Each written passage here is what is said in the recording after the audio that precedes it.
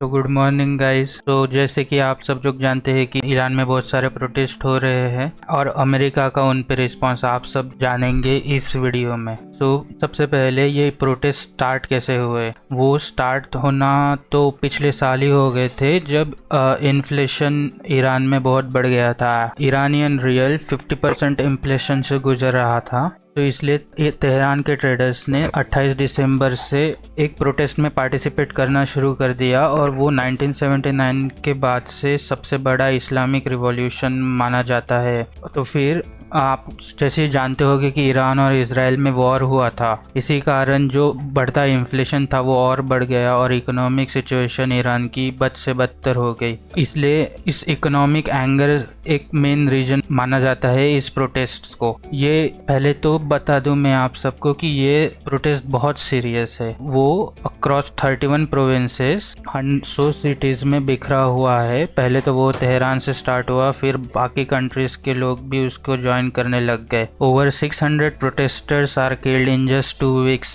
and that is the most positive calculations that are done by human rights group। Actual number तो बहुत ज़्यादा हो सकता है। उनके गवर्नमेंट ने तो इंटरनेट ब्लॉकआउट कर दिया, जैसे कि बहुत कॉमन चीज़ है आज जो गवर्नमेंट करते हैं जब भी कोई प्रोटेस्ट होते हैं तो। और अभी ईरानियन गवर्नमेंट का इस प्रोटेस्ट पे क्या रिस्पॉन्स है, तो जैसे कि हम सब जानते हैं कि जो लीडर्स होते हैं उनका रिस्पॉन्स यही होता है कि हमारे लोग हमसे तो बहुत खुश है, फॉरेन पावर्स ने यहाँ पे आके झगड़ा लगाया है। वैसे ही अयातुल्लाह अली खमेनी का भी वही मानना है कि फॉरेन पावर्स जैसे यूएस और इजराइल ने उनके कंट्रीज के लोगों को भड़काया है कैसे तो भी करके।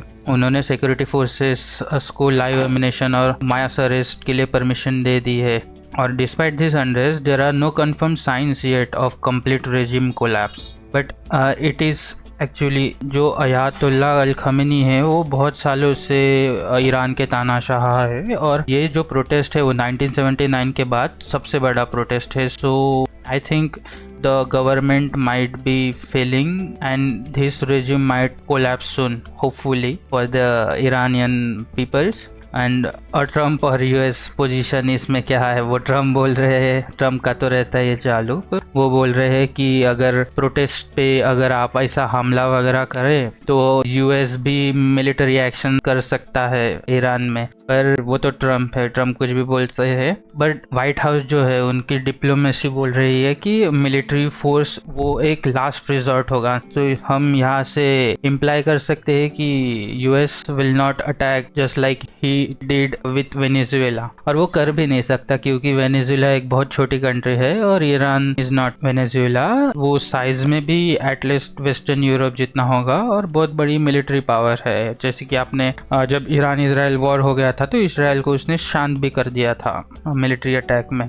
2 लाख से ज़्यादा आर्म मेंबर्स है IRGC में, जो इस्लामिक उनके आर्मी जैसा। और ये बिग ग्लोबल प्रॉब्लम क्यों है, ईरान तो बहुत दूर की बात है, हम तो इंडिया में है, अपने को उससे क्या प्रॉब्लम। तो मेन चीज़ ये है कि ईरान ने वार्न किया है कि वो स्ट्रेट ऑफ हॉर्मुज को ब्लॉक कर देगा। स्ट्रेट ऑफ हॉर्मुज उनके बाजूस में है, अगर उन्होंने उसको ब्लॉक कर दिया तो 1/5 of the global oil will not pass and because of high demand and lower supply the oil prices will increase and so will have to give more money for our petrol. Tax तो same ही रहेगा but price बढ़ जाएगा। जो हम government को tax देते हैं इंडियन गवर्नमेंट को, वो वैसे भी बहुत बड़ा है। उसके ऊपर ऑयल का प्राइस जो पहले सस्ता था वो और बढ़ जाएगा। और ये जो अनरेस्ट है वो अदर गल्फ कंट्रीज में भी फैल सकता है, जिससे बहुत प्रॉब्लम हो जाएगा। माइग्रेंट वर्कर्स भी वहाँ पे बहुत है, इंडियंस वगैरह, उनको भी बहुत ये होगा जाएगा। और ये अभी जैसे ही मैंने बोला कि स्ट्रेट ऑफ हॉर्मुज, इंडिया बहुत वल्नरेबल है क्योंकि India has invested heavily in Chabahar airport,